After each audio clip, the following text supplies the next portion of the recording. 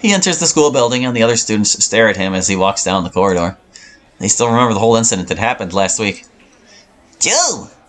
Oh, Patrick, I miss you too. Dude, I'm so glad to see you're okay. How are you feeling?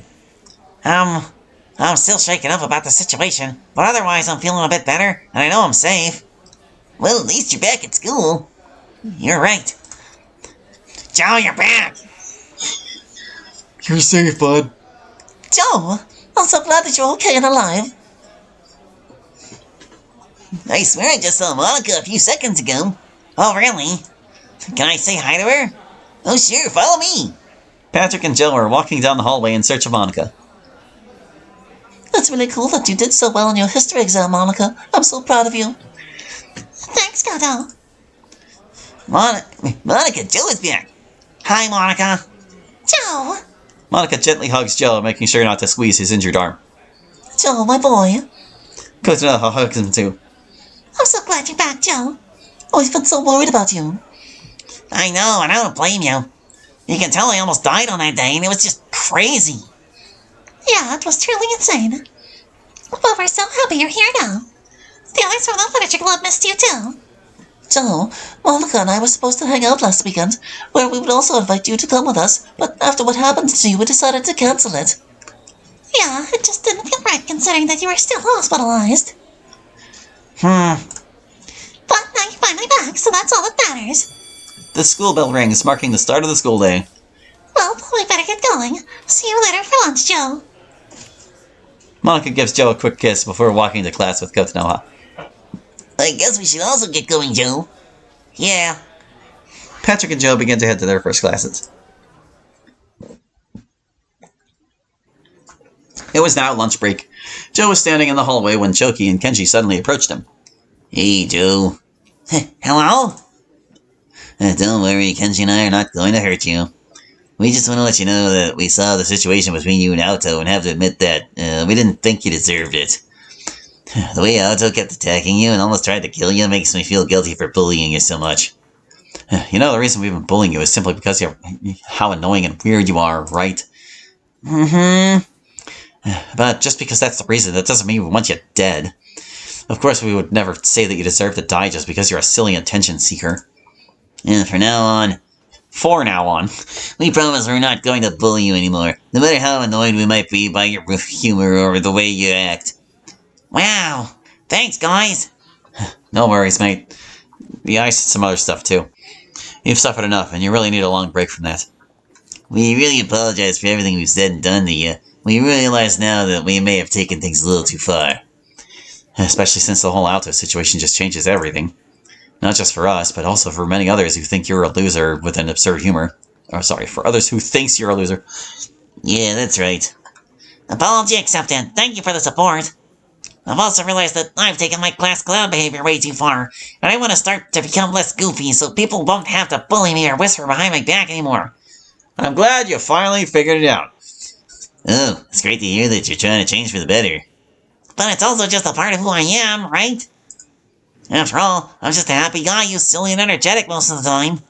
But I've been hated and picked on so much to the point that I'm just genuinely ashamed of being an attention-seeking weirdo. I'm sorry to hear that, Joe. You shouldn't feel ashamed of who you are. I mean, you should feel some shame. We're very sorry we made you feel that way. You're not a freak or a bad person. You just have a passion for being silly and getting attention in a different way.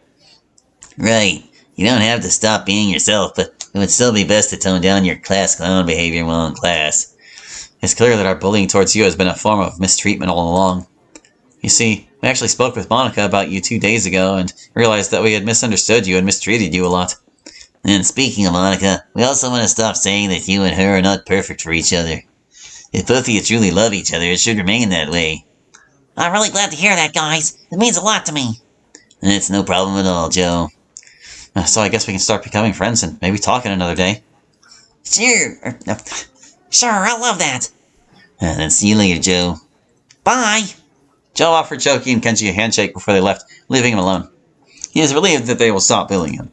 He wants to tone down his class clown behavior, not just for them, but also for all the students and teachers he shares classes with. He can still see that other students are glad he is okay and back at school. When school ends, Joe walks over to the literature club.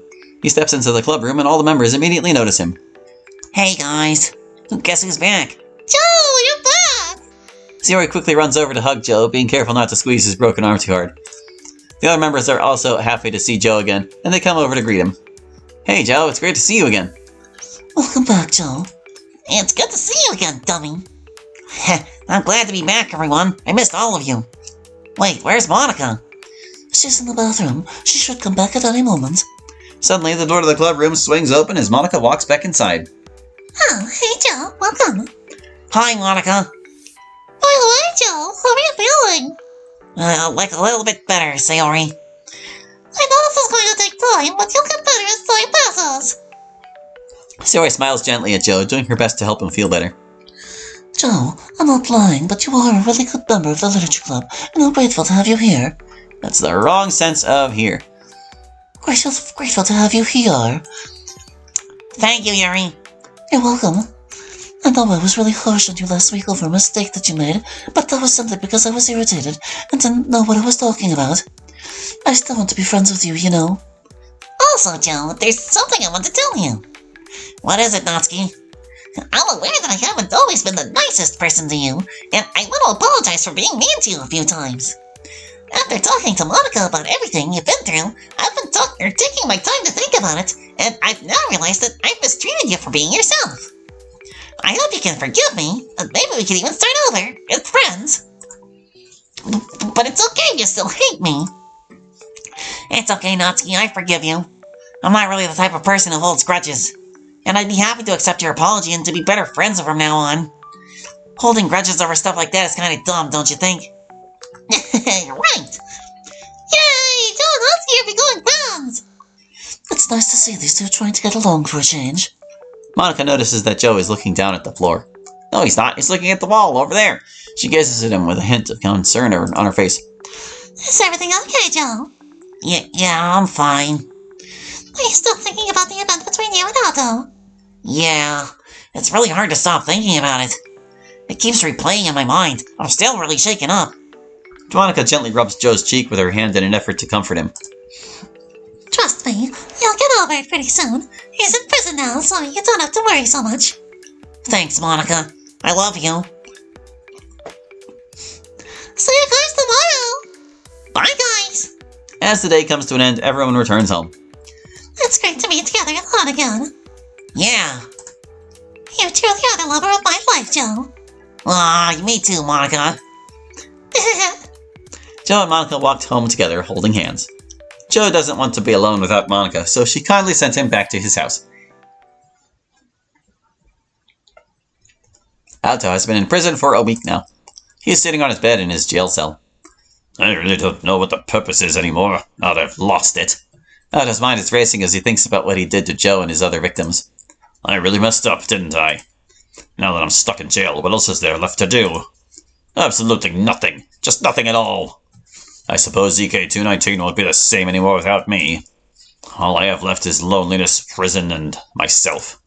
Alto is completely miserable now, accepting the reality of his situation and the consequences he will face. He lost everything and is now stuck in jail, all alone. Oh, that's what happens when you're a homicidal maniac.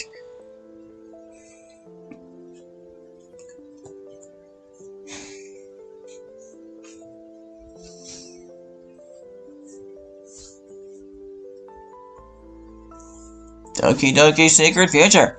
I guess that's it. We don't get to know what the future is because it's a secret, you see. This was a weird mod in many regards. Oh my god, how slow is this credits roll going to be? You know, it doesn't matter. I'm still going to sit here quietly while it goes by.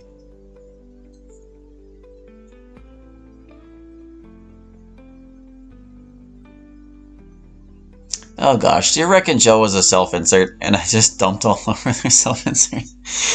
Welp.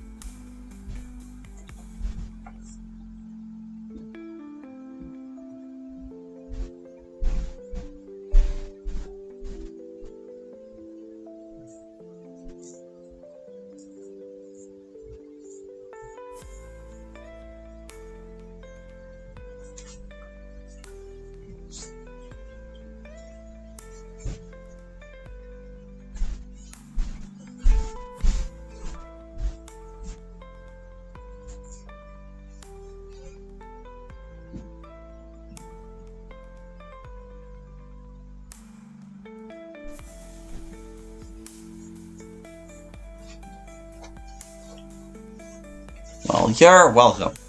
I took it by request. We'll see whether they regret that or not.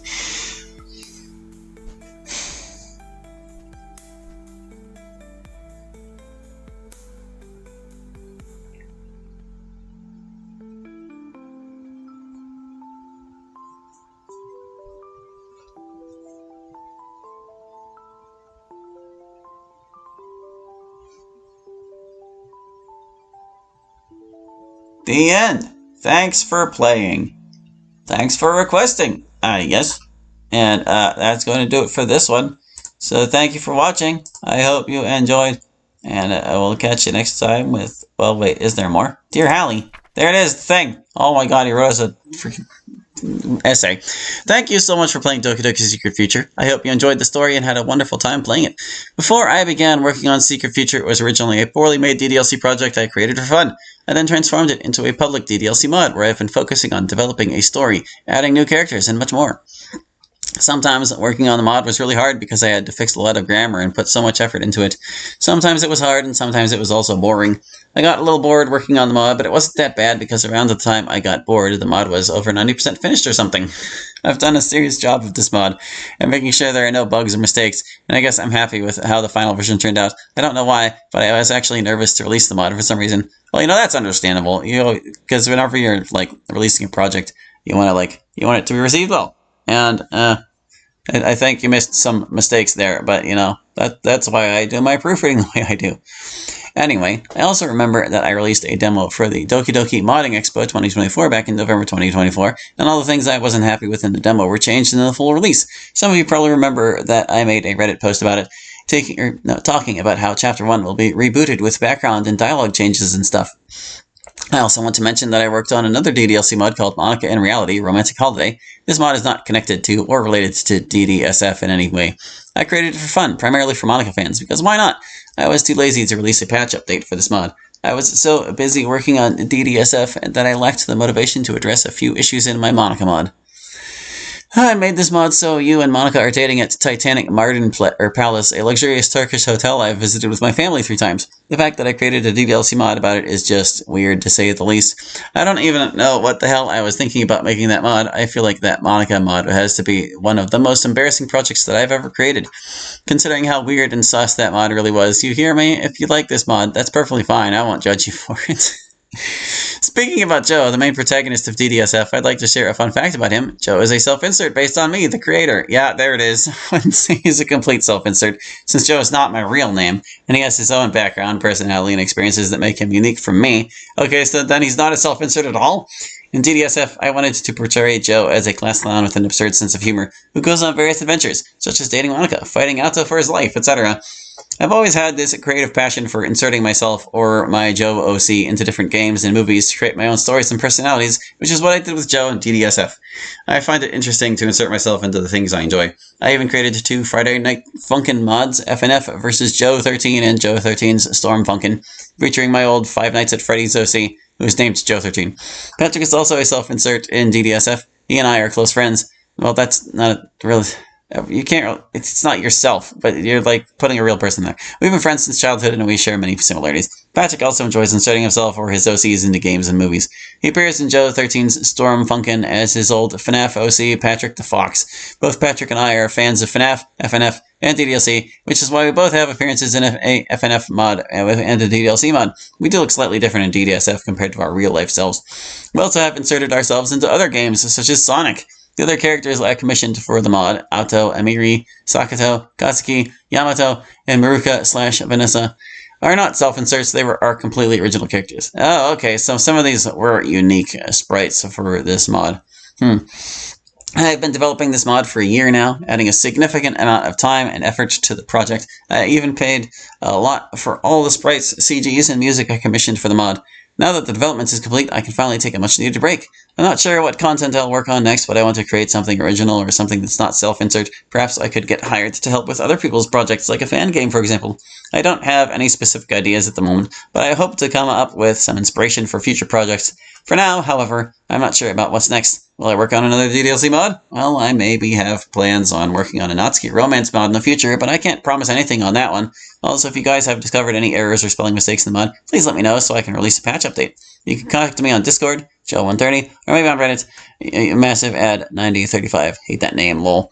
But once again, I want to say another special thank you for playing DDSF. Have a fantastic day, and I love you all so much. Sincerely, Joe130. Well, there were certainly plenty of errors and spelling mistakes along the way, so that's what the recording is for, at least partially. I want to check out the extras menu. What have we got in the extras? Gallery! Oh, we can't look at this. There's Beachy Residential Day. There it is, guys. Here's Sayori. Hi, Sayori. That's it. That's all that's in here, man. These two.